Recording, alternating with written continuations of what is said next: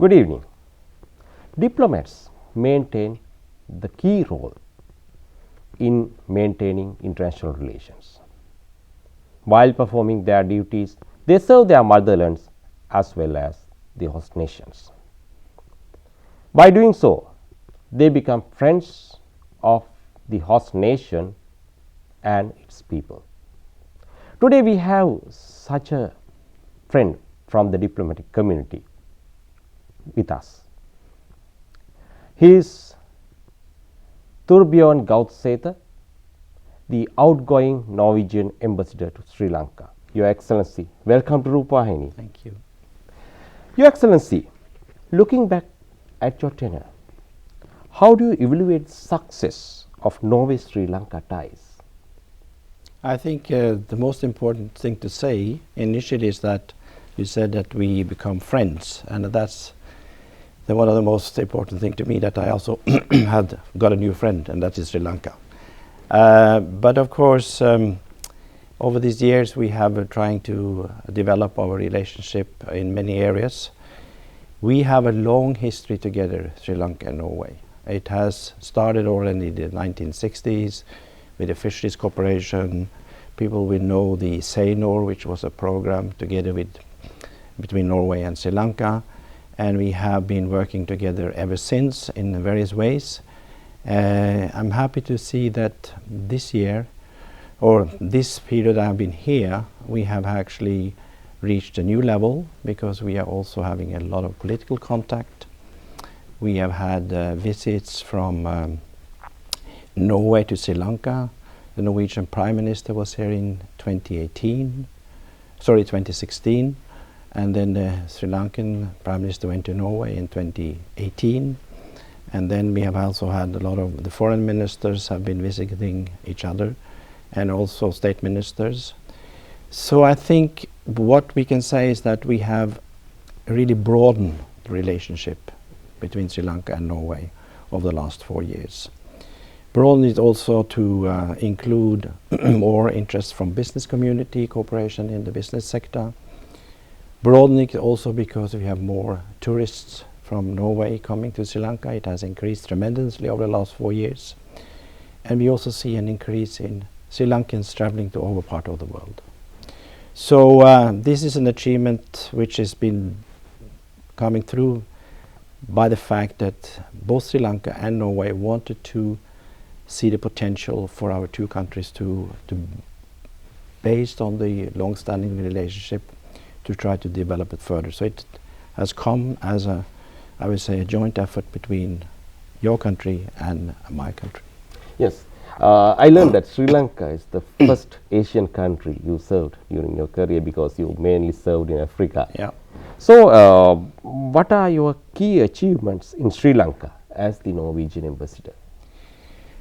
I think the key achievements are what I tried to mention, that we have been able to broaden the relationship. I think it's fully understood that Norway has a lot to offer in many areas in terms of cooperation. I think also we have achieved the fact that Sri Lanka has become on the map in Norway again. It has been some time where Sri Lanka was a little bit troublesome for travel, and but that has changed. And the fact that we very often now receive a lot of requests from Norwegian people who wants to travel to Sri Lanka and get some more information, and we see more ads in the Norwegian newspapers about the potential of being a tourist and see the beautiful Sri Lanka. So I think what we have achieved, my ambition was, when I came here 4 years ago, was to try to see how we could broaden this relationship. And I think the embassy, the embassy staff and myself have been working very hard on that. So better understanding of Sri Lanka in Norway, and hopefully also a better understanding of Norway in Sri Lanka. Yes, you mentioned about the ups and downs. What are the Norway's priorities in Sri Lanka? First of all, I think we have to remember that both Sri Lanka and Norway, in a global setting, we are small countries. Although Sri Lanka has more people than Norway, we are still, compared to the global scenery, we are small countries. Small countries need to cooperate. We both need strong international organizations like the United Nations. We both need to stand together to deal with some of the issues that are sort of global nature, be it better use of the ocean resources, securing the safe trade routes. We cannot get our things understood by only acting bilaterally. We need to work together with other countries, and for that Sri Lanka and Norway has been working together in the United Nations for many years. We still do, and I hope that relationship will grow, because we need that. And then of course we see the potential of more business coming in through certain sectors. So that is where I think we can make a contribution, is in, for instance, clean energy. Norway is a country which has almost 100% of its energy from clean energy.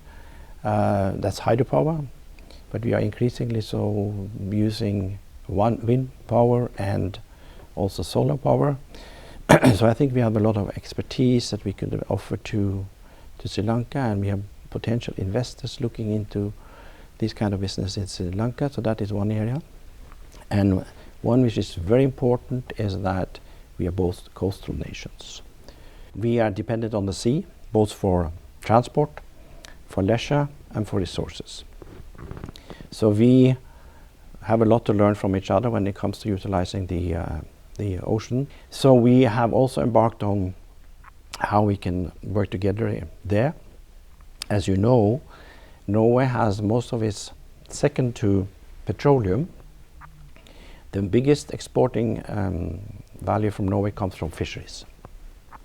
We have developed the fish farming and also offshore and deep sea fishing, and I think that's an area where also Sri Lanka has a great potential, and we hope that we can see more investments from Norway, particularly in the fish farming, aquaculture.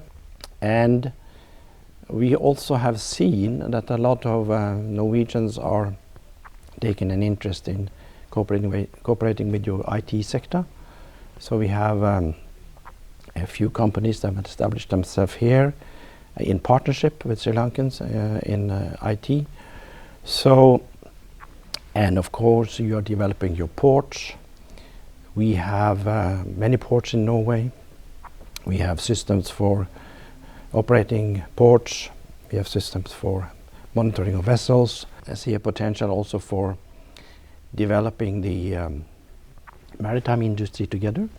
These are sectors where I think we could have where we could see more exchange of investments and competence. And of course we, as all other friends of Sri Lanka, we also like to see prosperous and peaceful development in Sri Lanka, and we hope that we can also sharing some experiences in that context, and so that we can see that what is the potential of Sri Lanka being fully realized. So I would say business cooperation, international cooperation in the United Nations, and of course see how we can also develop our bilateral relations is a priority. Now, how can Norway help Sri Lanka furthermore in fisheries and aquaculture sector? Because, you know, as you mentioned, we have cooperation in that sector for a long period, and Norway is a giant in that sector. I think because of this long history together, there is a great understanding in the research community of Sri Lanka and the research community of Norway that we can learn from each other. So we don't need to fully introduce to each other any longer. We are already friends in the fisheries sector. But of course things are moving fast, things are developing, and the fishing resources is not a constant. You need to understand how much resources you have in order to not to overutilize your resources, to make sure that the ocean resources are replenished. And that's why we also have established a cooperation in fisheries research, where Norwegian institutions work together with Sri Lankan institutions. And maybe the most significant things over the last few years has been the visit of the research vessel Dr. Fridtjof Nansen. That is a research vessel which is built and financed by Norway. It's operated under UN flag because they're supposed to call on any port in the world. But the financial backing and of course some of the scientific backing also is Norway's contribution. And last year they came here to do a survey in the Sri Lankan waters, and those results will be very useful for you when you're going to develop your fisheries policies and how you're going to regulate fisheries in the future. And it's obvious that not every coastal area of Sri Lanka has abundant resources. There are some places where our resources are going down, but in other areas there are reasonably well. To find out this is very important for you in order to see how you can develop your fisheries policies and also make best use of the fisheries resources. Secondly, we have, as you said, a lot of competence in the fisheries sector, and recently fish farming has become quite important in Norway. We are selling to many Asian countries, including Sri Lanka. That's the salmon, which you don't produce here. But you have other species which could be definitely also farmed. And we have seen some interest from Norwegian investors also investing in fish farming. And I hope that that also will come to start, because I think that could mean a lot in terms of multiplying the food security in this country. Yes, you came to a very good point. You mentioned about the research vessel, Dr. Fridtjof Nansen. So, could you elaborate more on that mission? Because as we learn, Sri Lanka had such a survey after 1970s, late 1970s. So it's very important to have such a survey in Sri Lankan coastal areas and sea areas.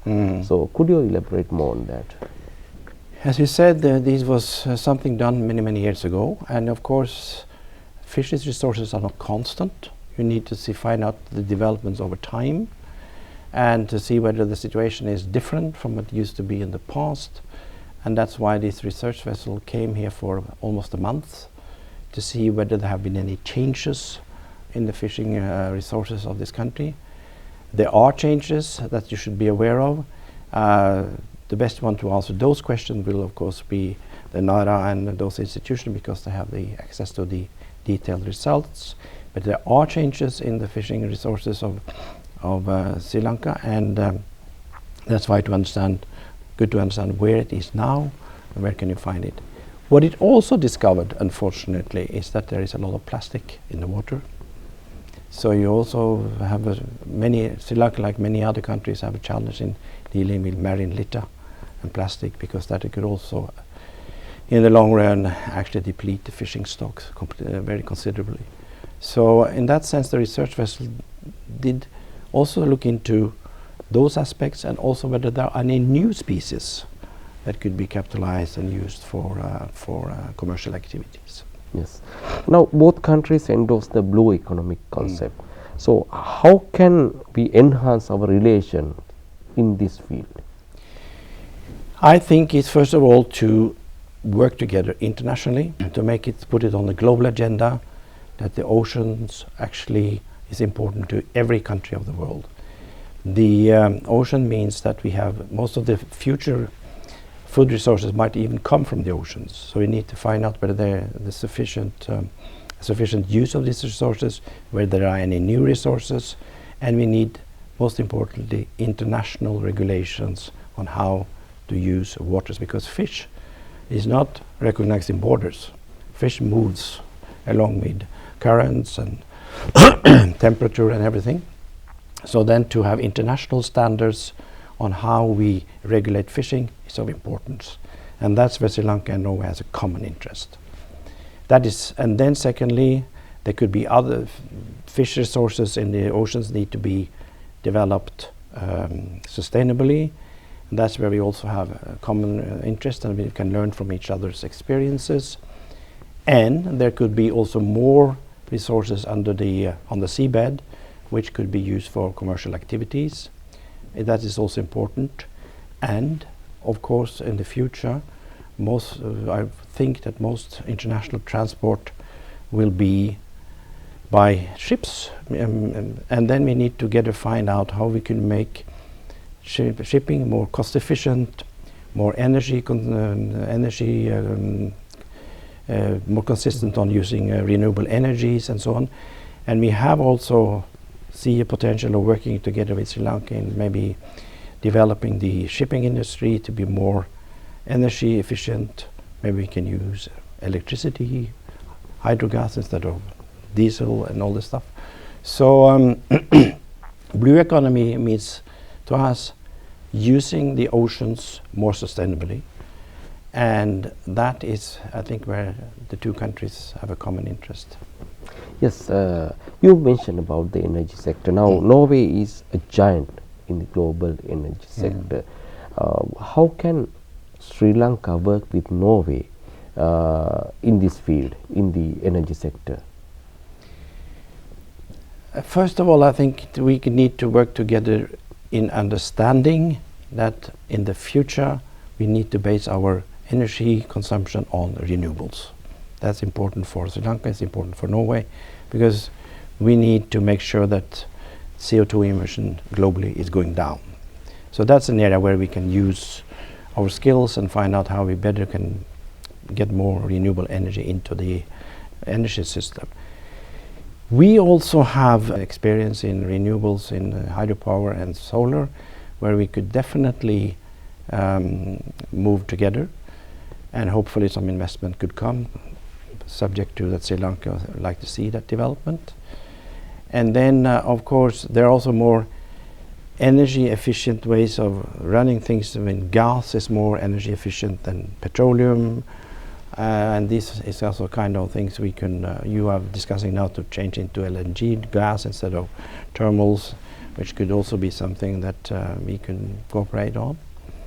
But basically all this is about sharing experiences, and also it is about opening up to the potential that exists. So it's very important that Sri Lanka and Norway look outside the borders and see whether there are any solutions that could be beneficial to my own country, to learn from it, and then how to take it in and use it in your own country, because it is only by being exposed to some of the international trends also in energy you can fully capitalize on the potential for more energy efficient and more climate friendly use in the future.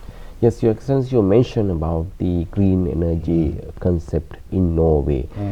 Could you elaborate more on the current status of Norway so we can learn from? We are in a lucky situation in Norway because we have a lot of rivers. So we have most of our energy is actually coming from hydropower. So it's a renewable because it's coming as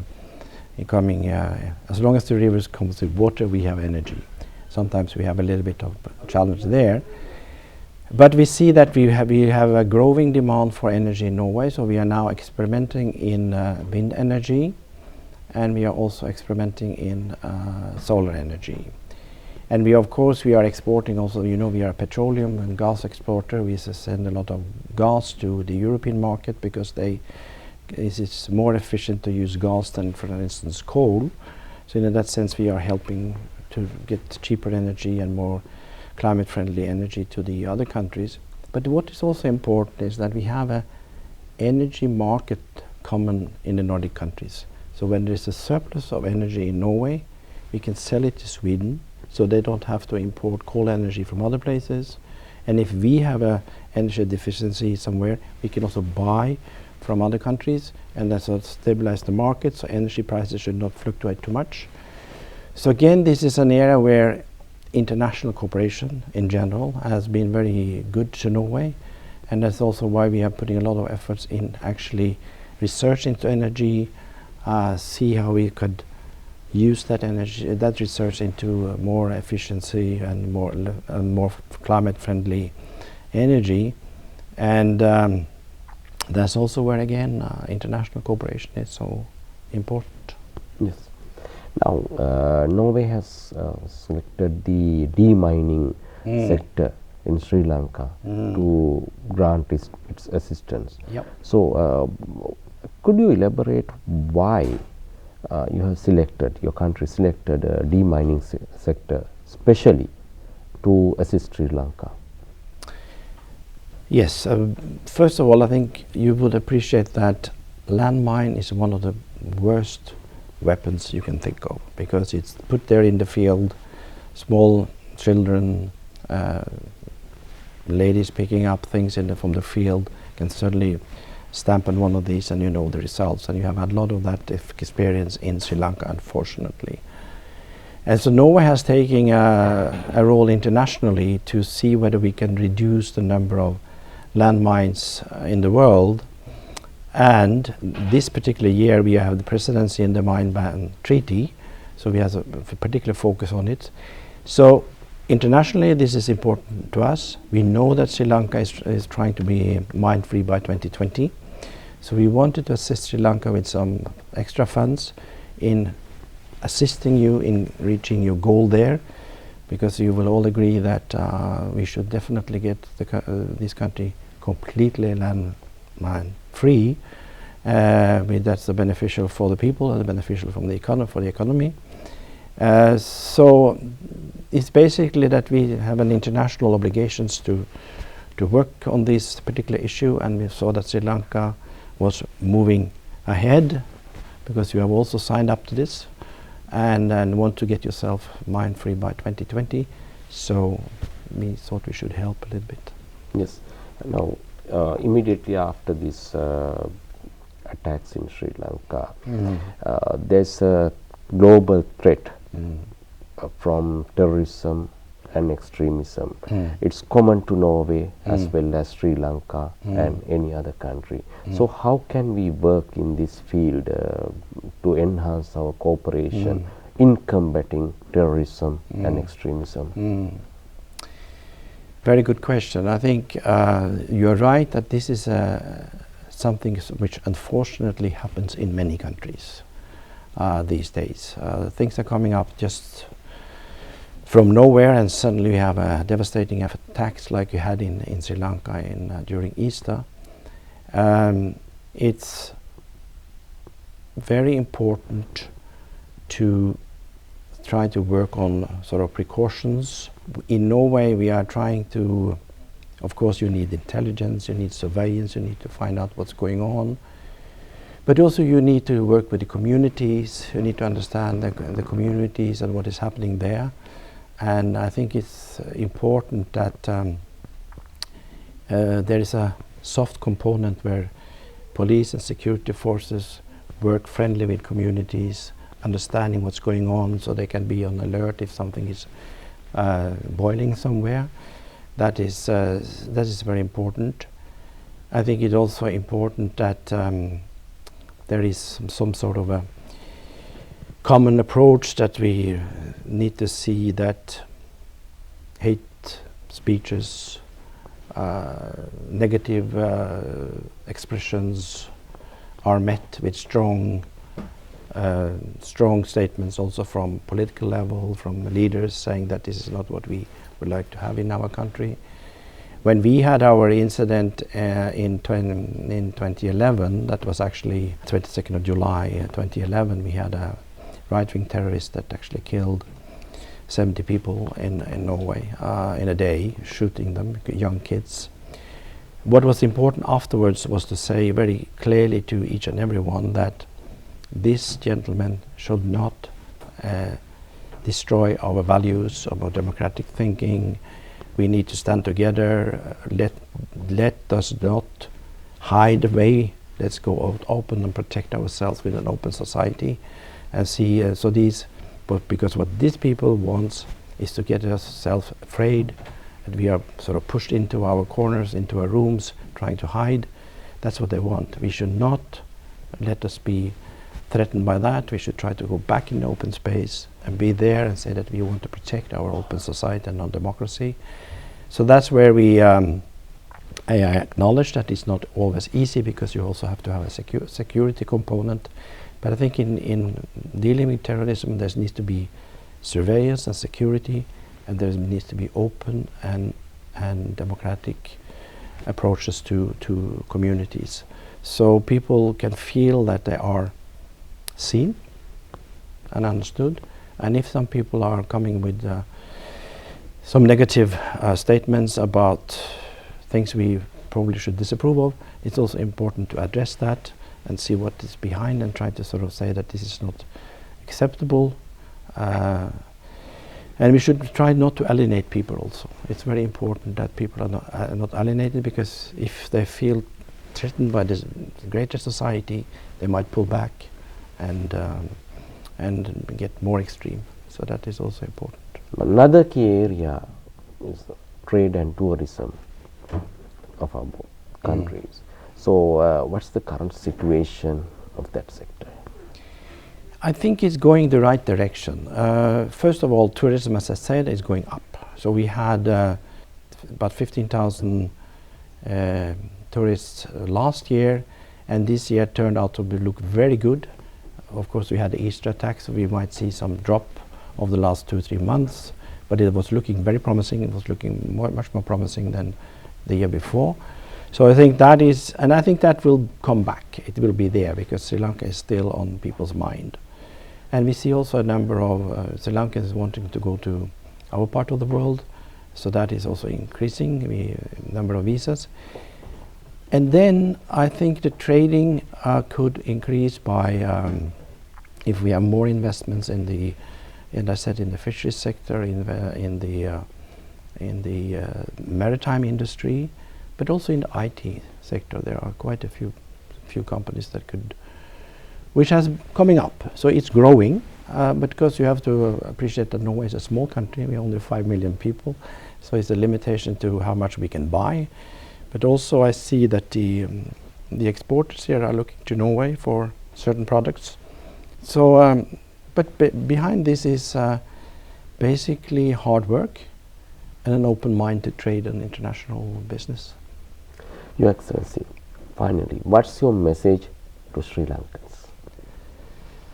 My message to Sri Lanka, I mean, this has been very good years, 4 years in Sri Lanka, so I would like to remember you as a very friendly and open society with a number of very nice places to visit and a number of very good discussions I had with Sri Lankans. And my message would be, stay like that, stay open, be welcoming to people like me and people coming from abroad with a genuine interest in the country, be it in diplomacy, be it in business, be it in tourism, because I think it's we are in a world today where we are just small players in a big game, and we need to sort of find out how we can compete and participate in the big game. And the best thing to do that is through open up your country to friends and investors and tourists, and see how we can together learn from each other and together also develop the two countries in a better way, which also could contribute to a better understanding globally. Your Excellency, thank you for being with us, and I would like to wish you all the best in your future activities on behalf of our viewers as well as Rupayani Corporation. Good luck, Your Excellency. Thank you. Thank you very much.